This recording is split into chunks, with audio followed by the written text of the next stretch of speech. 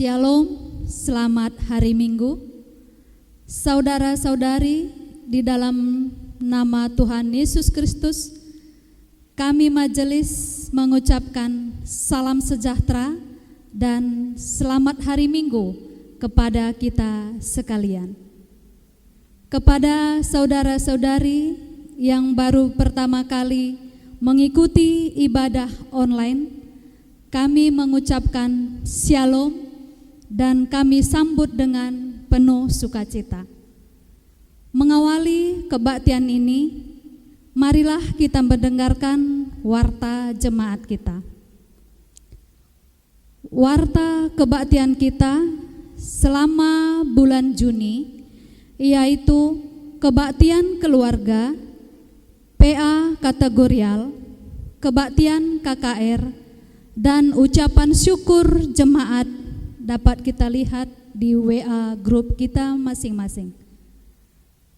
Pengumpulan amplop diakoni untuk menambahi kas diakoni Runggun Polonia dapat kita kumpulkan secara amplop yang akan dikumpulkan oleh bendahara PJJ kita masing-masing.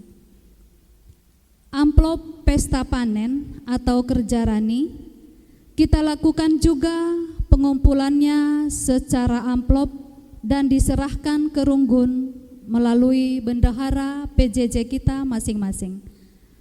Warta dari seksi pendidikan, apabila anak kita SD, SMP, SMA yang mendapatkan ranking 1, 2, dan 3 agar dilaporkan ke Pertua Diaken sektor kita masing-masing.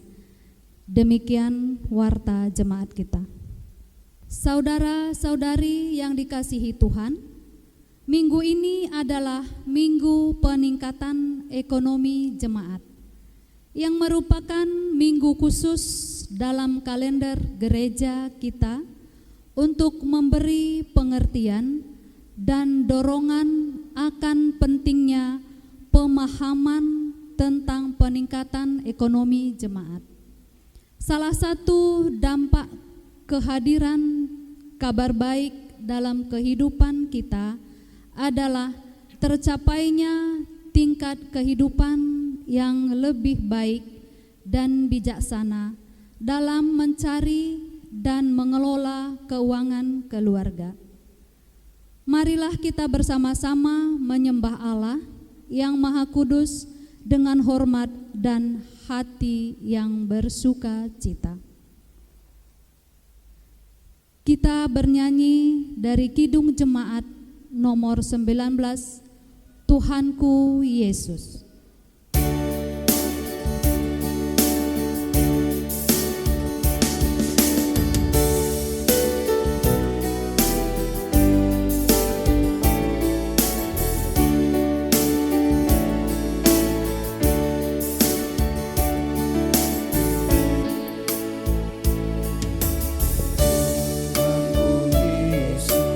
Raja alam raya, Allah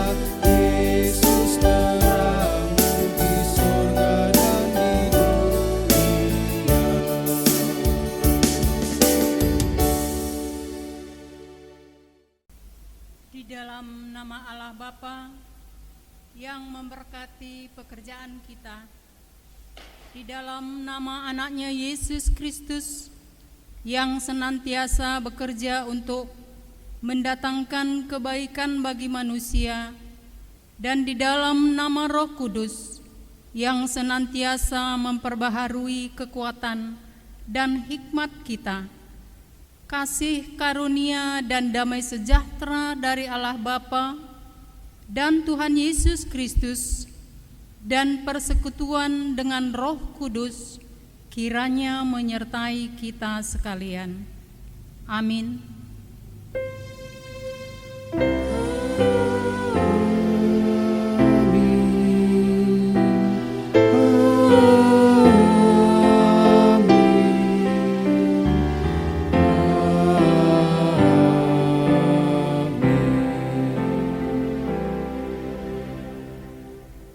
Berita tentang karya dan rencana Allah. Orang yang mencuri, janganlah ia mencuri lagi, tetapi baiklah ia bekerja keras dan melakukan pekerjaan yang baik dengan tangannya sendiri, supaya ia dapat membagikan sesuatu kepada orang yang berkekurangan. Berdasarkan firman Allah ini, mari kita memuji Tuhan dengan bernyanyi Kidung Jemaat nomor 372, Inginkah Kau Ikut Tuhan?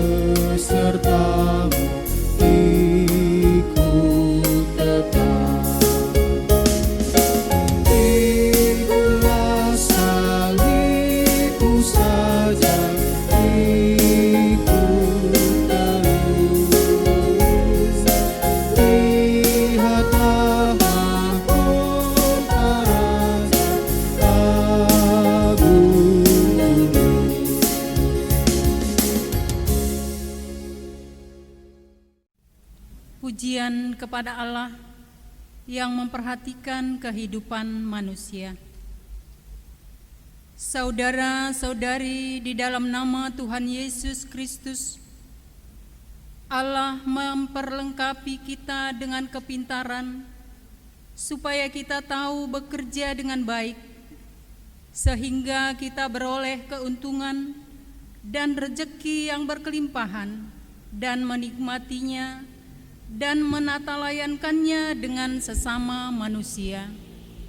Terpujilah Tuhan, sebab rancangan mulia yang Dia kerjakan di dalam hidup kami. Allah mengaruniakan kekuatan dan kesehatan supaya kita dapat mempergunakan hari-hari kehidupan dengan aktivitas yang membuat tercipta kebaikan dan kemakmuran. Terpujilah Tuhan yang memberi kekuatan dan kesehatan sehingga kami mampu memakai hari-hari hidup kami.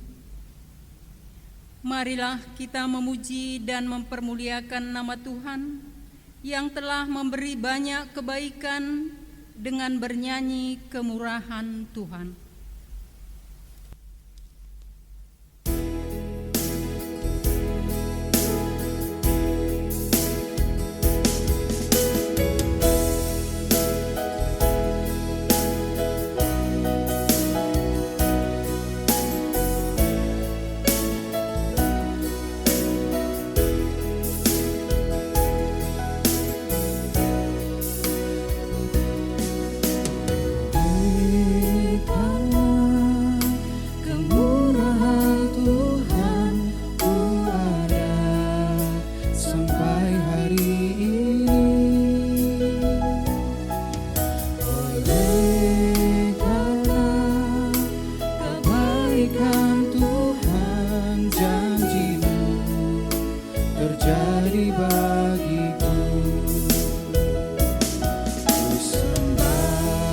Tuhan, ku mengangkat tanganku selamanya. Kau ajaib bagiku. Ku sembah Kau Tuhan, ku mengangkat wajahku selamanya. Kau hebat bagiku.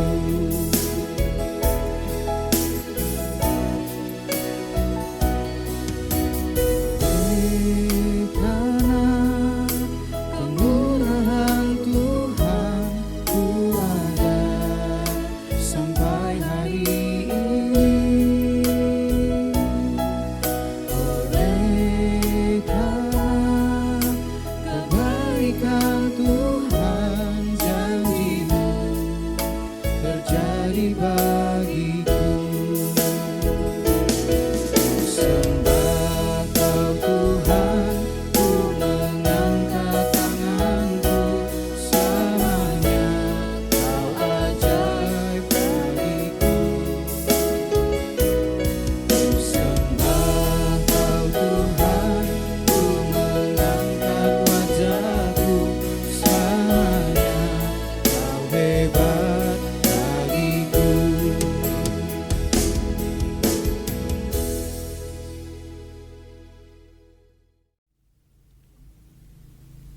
Pengakuan dosa. Saudara-saudari di dalam nama Tuhan Yesus Kristus, sungguh amat baik rencana Allah bagi kita dan dunia ini. Marilah kita mengaku segala kekurangan dan ketidaksetiaan kita, memakaikan kekuatan dan kesehatan serta kepintaran yang sudah dikaruniakan Allah bagi kita. Untuk itu, biarlah masing-masing kita di dalam hatinya mengaku demikian. Kami mengaku, ya Tuhan, sering sekali kekuatan, kesehatan, dan kepintaran yang Engkau berikan belum kami pakaikan seturut kehendak-Mu. Sering kami tidak peduli akan pelanggaran kami, sehingga apa yang kami kerjakan tercipta kebaikan dan tidak membawa sukacita bagi kami dan sesama kami manusia. Ya Tuhan, ampunilah kami.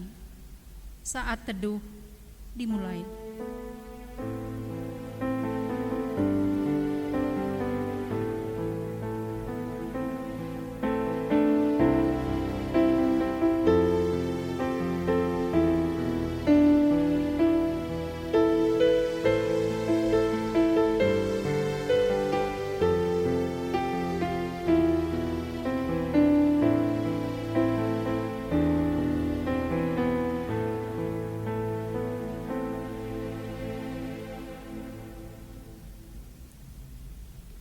Untuk menyadari segala dosa dan pelanggaran kita kepada Allah, mari kita bernyanyi dari Kidung Jemaat nomor 29, Di Muka Tuhan Yesus. Tuhan Yesus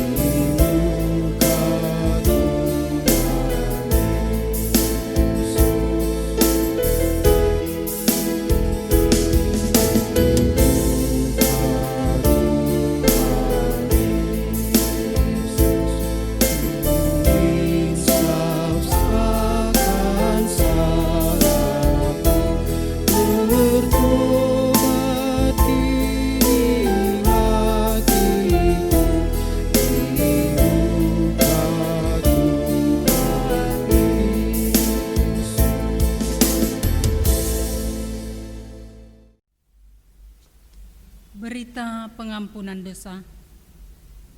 Setelah kita mengaku segala dosa kita, maka tibalah saatnya kita menerima pengampunan dosa dari Allah kita. Allah bersukacita menyambut orang yang mengaku dosanya. Firman-Nya kepadanya, "Aku tidak menginginkan kematian orang yang jahat, tetapi yang kurindukan agar mereka bertobat supaya mereka beroleh kehidupan." Dan sebagai hamba Allah, saya menyampaikan firman-Nya kepada kita sekalian yang mau mengakukan dosanya. Firman-Nya, sekalipun dosa kita merah seperti kirmiji, akan menjadi putih seperti salju. Sekalipun berwarna merah seperti kain kesumba, akan menjadi putih seperti bulu domba. Kita bersukacita sebab Allah telah mengampuni dosa-dosa kita.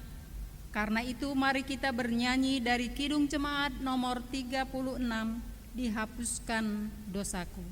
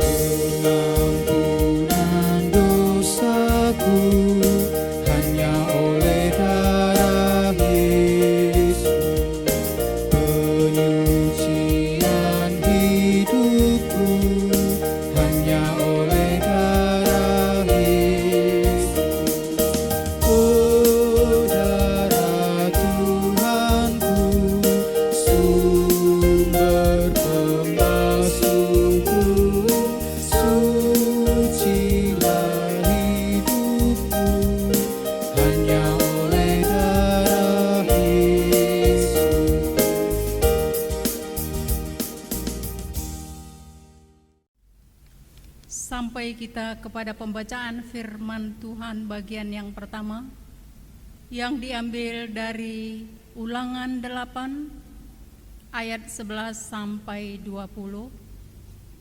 Mari sama-sama kita melihat di Alkitab kita masing-masing.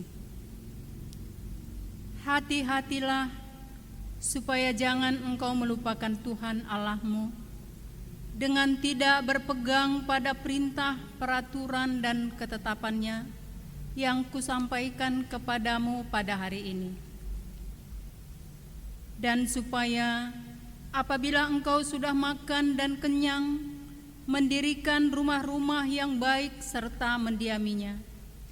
Dan apabila lembu sapimu dan kambing dombamu bertambah banyak, dan emas serta perakmu bertambah banyak, dan segala yang ada padamu bertambah banyak, jangan engkau tinggi hati, sehingga engkau melupakan Tuhan Allahmu, yang membawa engkau keluar dari tanah Mesir, dari rumah perbudakan, dan yang memimpin engkau melalui padang gurun yang besar dan dahsyat itu, dengan ular-ular yang ganas serta kalajengkingnya, dan tanahnya yang gersang yang tidak ada air.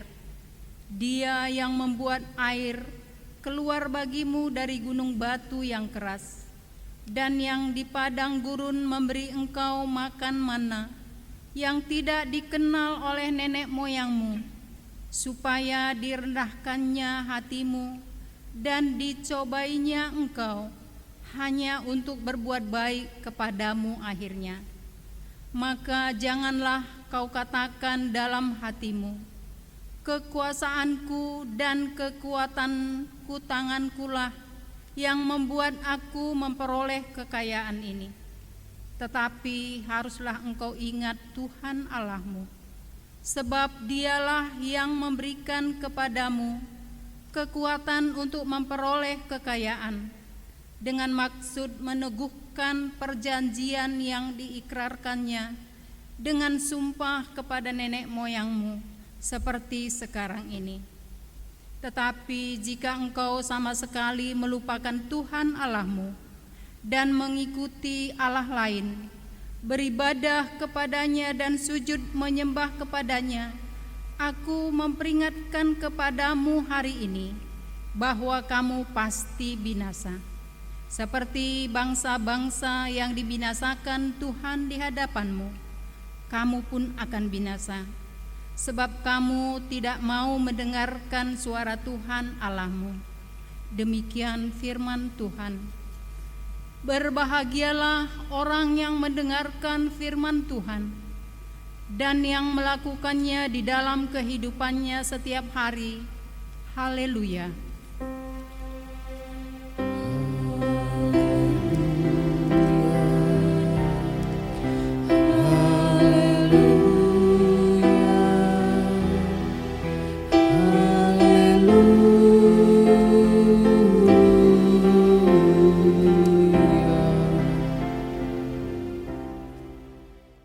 Saudara-saudara yang dikasihi dalam nama Tuhan, sebelum kita mendengarkan firman Tuhan, marilah terlebih dahulu kita berdoa.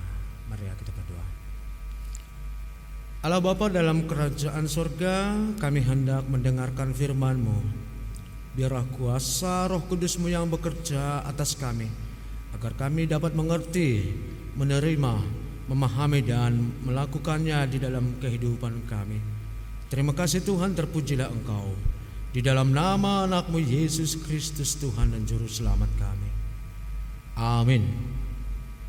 Saudara-saudara yang dikasihi dalam nama Tuhan, yang menjadi nats firman Tuhan, khotbah kita pada saat ini diambil dari Injil Yohanes pasal 13 dari ayat yang ke-31 hingga ayat yang ke-35. Demikianlah firman Tuhan. Perintah baru. Sesudah Yudas pergi, berkatalah Yesus, sekarang anak manusia dipermuliakan dan Allah dipermuliakan di dalam dia.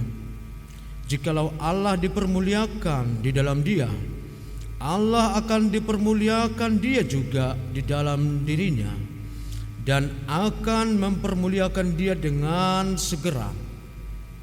Hai anak-anakku, hanya seketika saja lagi aku akan ada bersama kamu.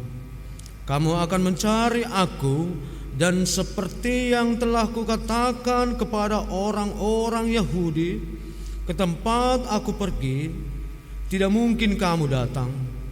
Demikian pula aku mengatakannya sekarang juga kepada kamu. Aku memberikan perintah baru kepada kamu, yaitu supaya kamu saling mengasihi, sama seperti aku telah mengasihi kamu. Demikian pula kamu harus saling mengasihi. Dengan demikian, semua orang akan tahu bahwa kamu adalah murid-muridku, yaitu jikalau kamu saling mengasihi. Demikianlah firman Tuhan bagi kita pada saat ini. Saudara-saudara yang dikasihi dalam nama Tuhan, Injil Yohanes melihat Yesus sebagai daging.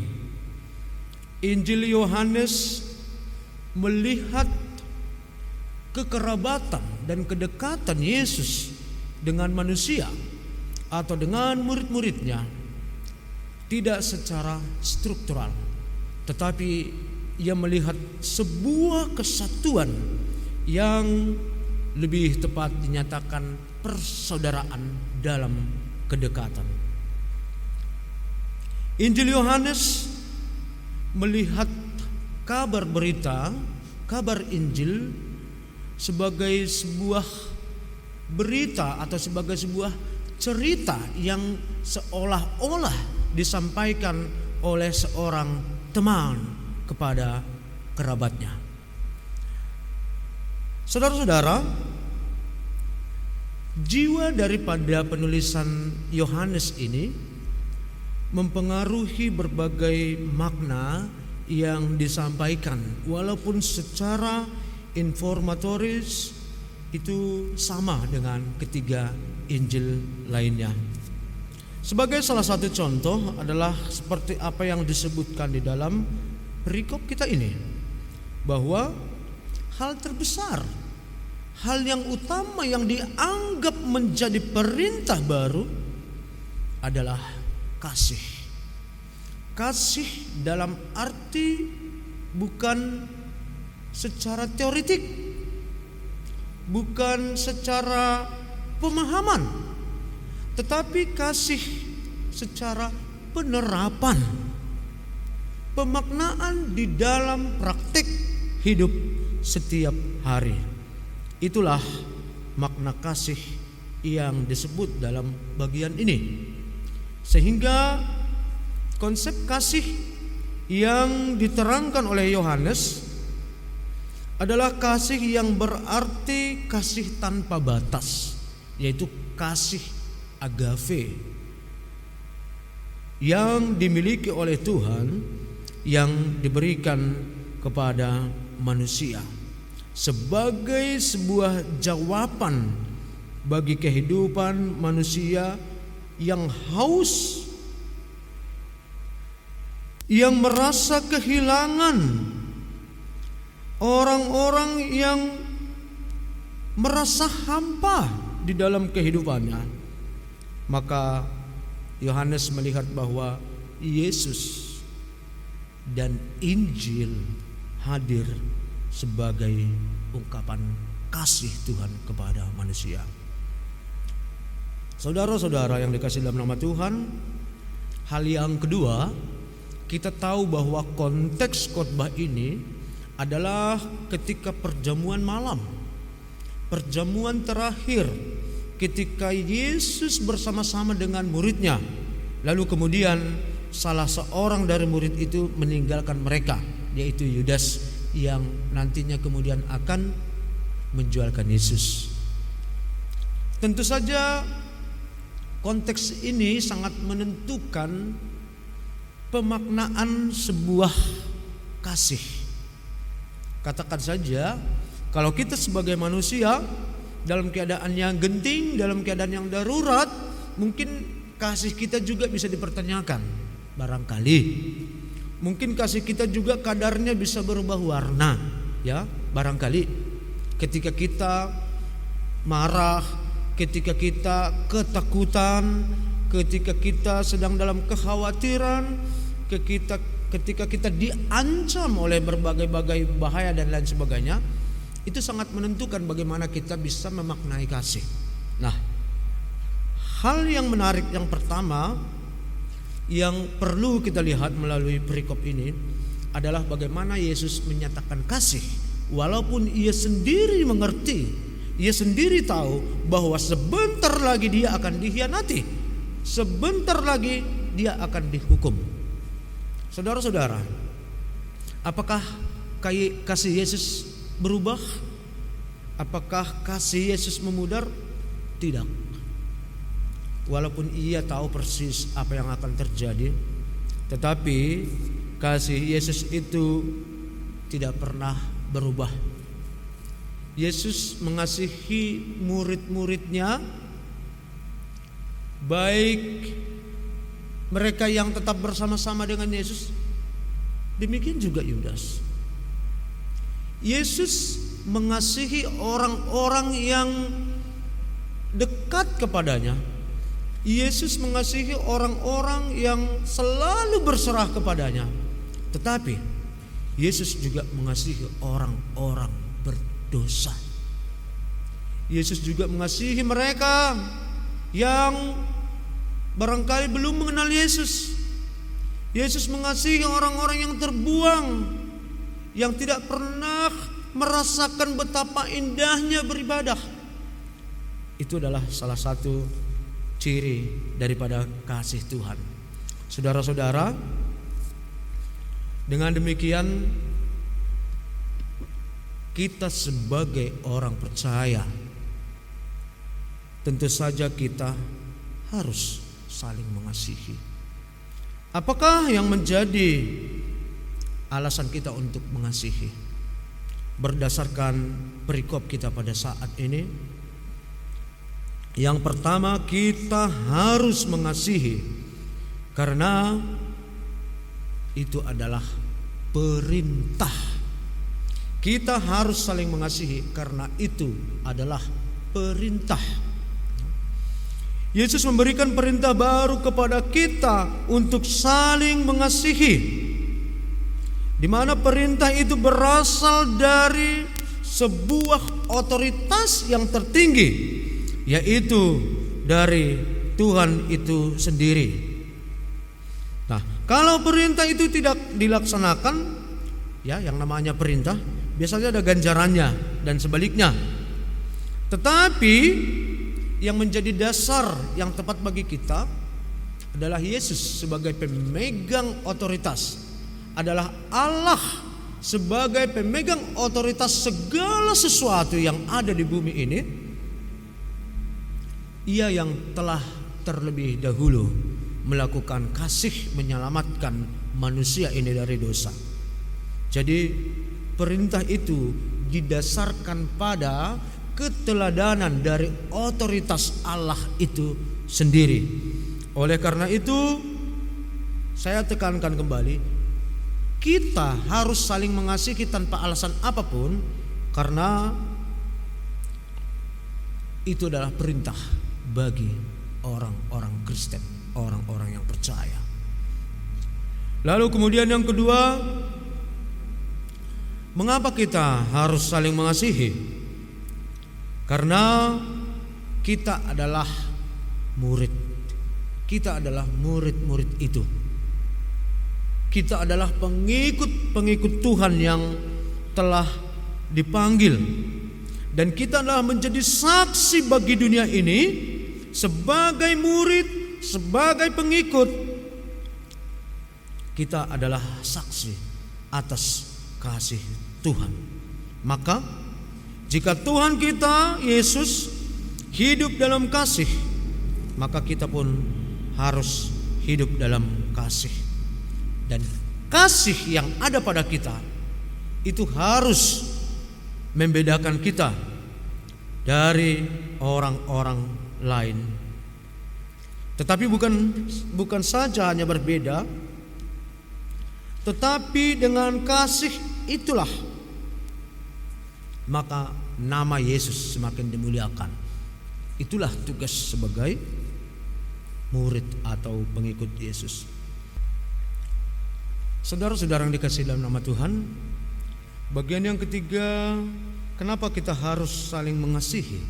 Karena dengan saling mengasihi kita menutup banyak sekali dosa.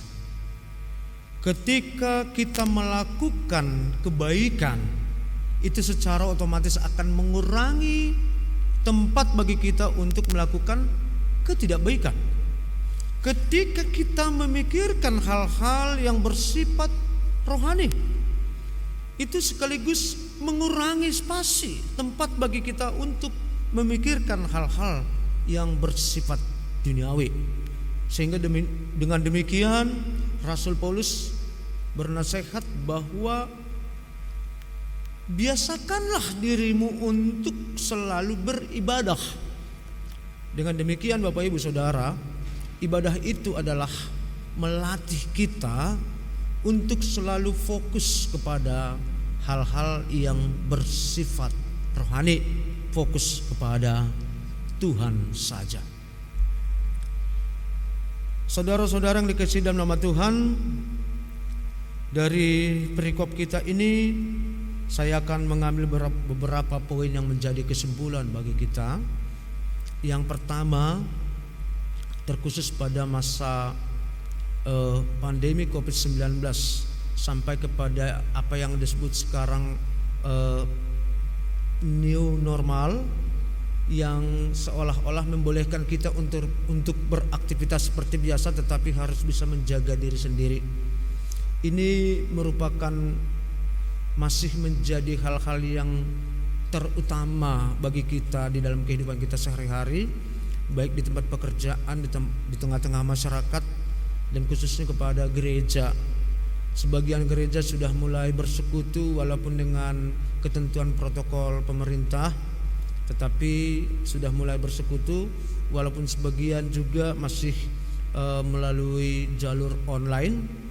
Kalau bagi saya sendiri itu tidak menjadi masalah. Yang penting kita bisa terus selalu didampingi oleh firman itu. Saudara-saudara yang dikasihi dalam nama Tuhan, dalam keadaan seperti saat sekarang ini, bagaimanakah kita menerapkan kasih yang tiada batas itu? Bagaimanakah kita menyatakan kasih kepada sesama kita? Saudara-saudara, ada banyak yang menjadi korban daripada pandemi ini, tetapi yang menjadi masalah bukan pada korbannya, tetapi pada orang-orang yang melihat siapa korbannya. Banyak sekali ada aspek-aspek yang justru menjadi sekundaris, bukan penyakitnya, tetapi karena ia mungkin atau barangkali positif terkena penyakit, maka bukannya dikasihi tapi malah dijauhi, ya, sebegitu. Banyak hal-hal atau kasus-kasus yang seperti itu yang menimpa katakanlah masyarakat kita. Nah, kita sebagai orang percaya melalui khotbah ini, bahkan dalam ancaman terbesar sekalipun, sebagaimana Yesus akan alami ketika ia mau disalibkan, mau dihukum, tetapi kasih yang dimiliki oleh Tuhan Yesus tidak pernah berubah. Kasih itu tetap kasih hingga selamanya. Kita sebagai orang Kristen, melalui khotbah ini kita diingatkan bahwa oleh karena alasan apapun, maka kita tidak punya hak untuk mengubah atau mengatur haluan daripada kasih yang kita miliki. Orang Kristen harus benar-benar menjadi manifestasi daripada kasih itu sendiri. Wajah kita ini adalah wajah Allah. Wajah kita ini adalah wajah Tuhan Yesus yang tidak pernah dipengaruhi oleh apapun, tetapi selalu memberikan kasih itu dengan baik dan benar.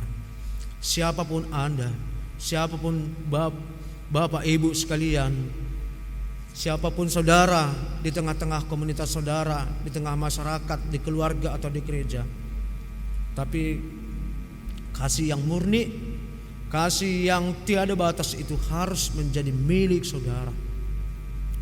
Dalam segala keadaan, baik buruk atau baik, saudara harus tetap memiliki kasih yang tiada berubah itu. Itulah yang menjadi tanda bahwa kita adalah pengikut Tuhan Yesus. Hendaklah hidup di dalam kasih.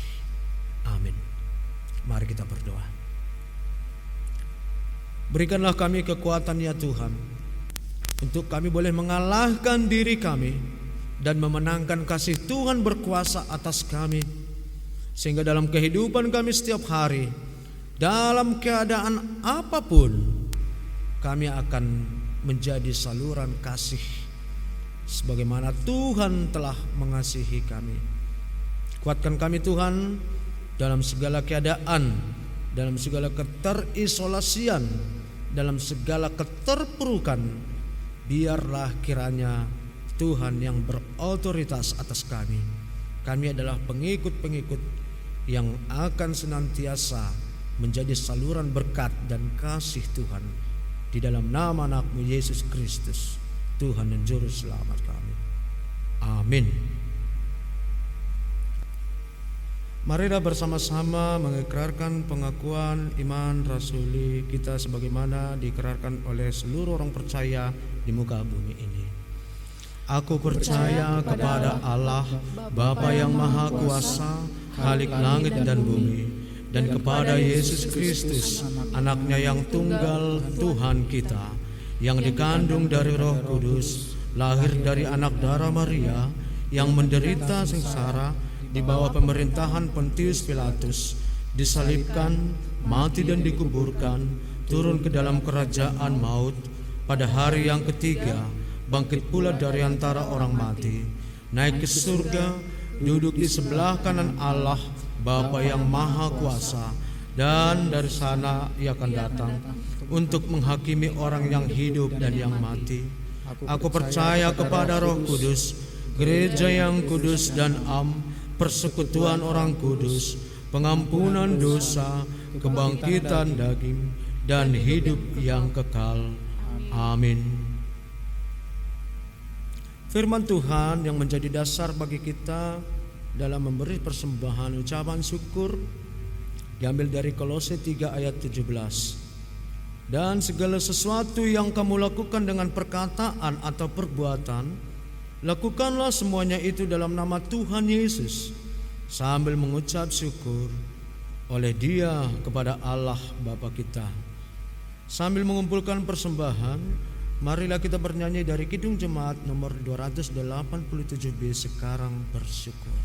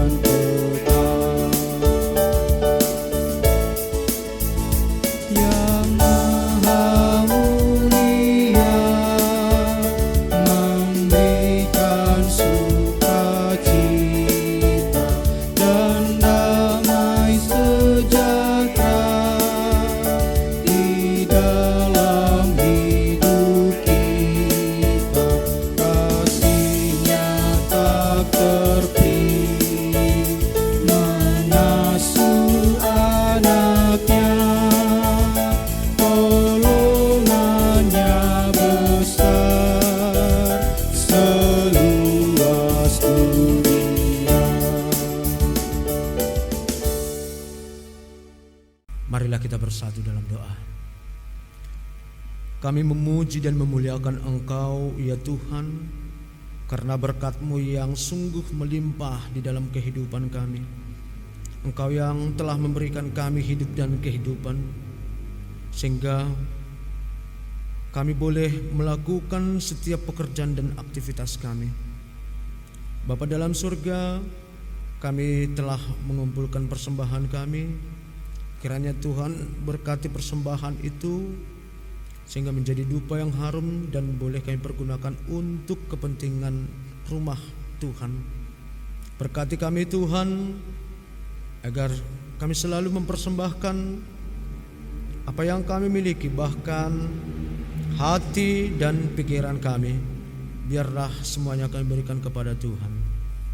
Bapa dalam surga, kami juga mohonkan dalam doa ini, terkhusus keadaan bangsa kami yang Tuhan, bangsa yang masih dibatasi oleh karena semakin semaraknya akibat daripada wabah COVID-19 yang masih melanda kami hingga pada saat ini.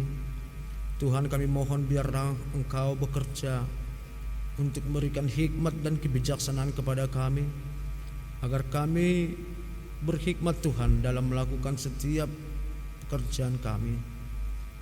Tolong kami Tuhan, untuk kami selalu senantiasa menjaga diri dengan baik, sambil terus mengucap syukur kepada Tuhan dan memohon bahwa segala sesuatu akan ada makna yang sangat besar di baliknya. Kami percaya Tuhan selalu hadir bersama-sama dengan kami. Bapa dalam surga, berkatilah mereka Tuhan, saudara-saudara kami mungkin yang karena efek daripada pandemi ini mereka menjadi menderita, terbeban, bersusah payah, dan mungkin mereka mengalami kehidupan yang sangat berat. Biarlah Tuhan yang penuh kasih kiranya menuntun mereka untuk selalu kuat menghadapi apapun. Kami doakan juga Tuhan, anak-anak kami yang sedang menempuh studi baik mulai dari SD, SMP, SMA, perguruan tinggi, yang harus mengalami proses belajar mengajar tidak seperti biasanya.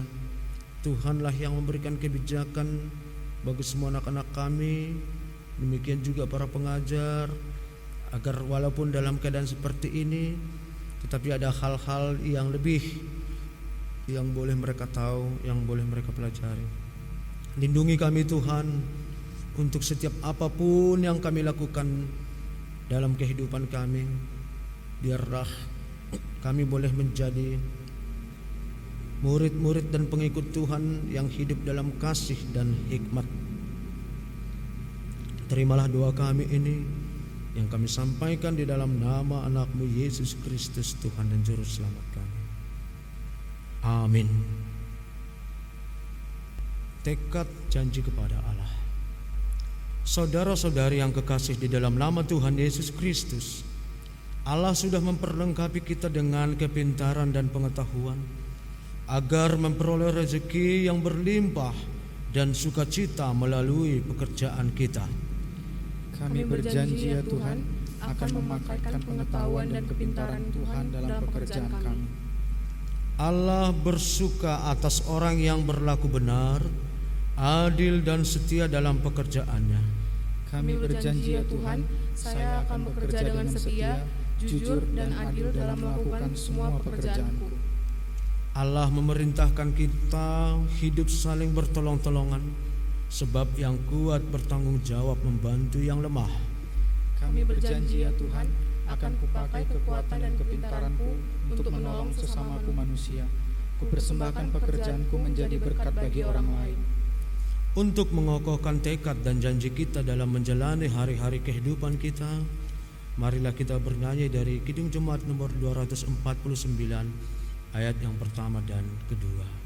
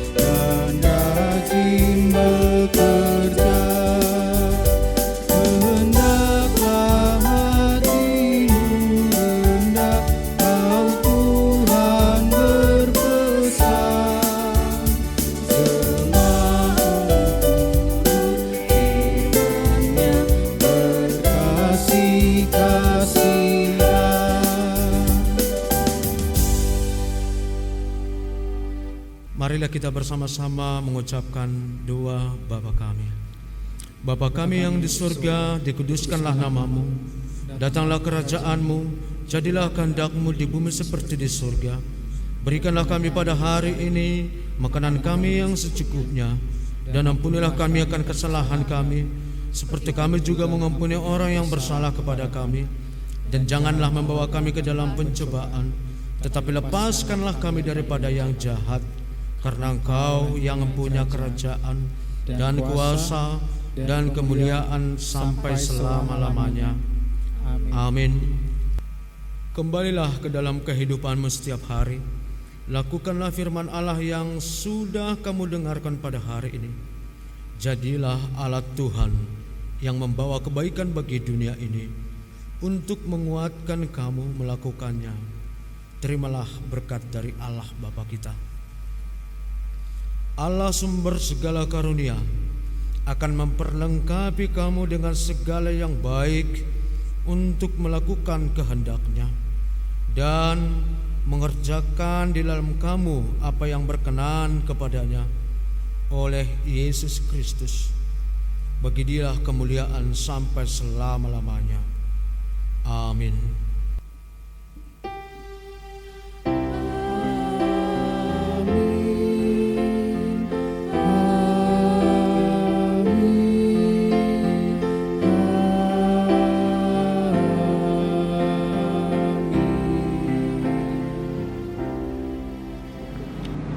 Mari kita berdoa. Bapa kami yang berkata di surga, terima kasih Bapa, Engkau telah menemani kami di dalam kebaktian online yang kami rekam dan akan kami siarkan minggu ini Bapa. Biarlah apa yang disampaikan oleh Bapak Pendeta kami, Pendeta liturgi kami, dapat kiranya kami dengar dan dapat kami pergunakan dalam kehidupan kami sehari-hari. Juga semua perangkat yang telah mendukung untuk rekaman online ini, baik dia liturgi, begitu juga yang membawa warta, begitu anak kami, song leader dan organis, dan tidak lupa kepada anak-anak yang merekam acara ini. Biarlah semuanya Engkau berkati Bapa. Sebentar lagi kami kembali ke rumah kami masing-masing, dan yang Engkau menemani kami. Inilah doa yang kami sampaikan kepada Tuhan melalui nama Yesus Kristus bersama kami. Amin.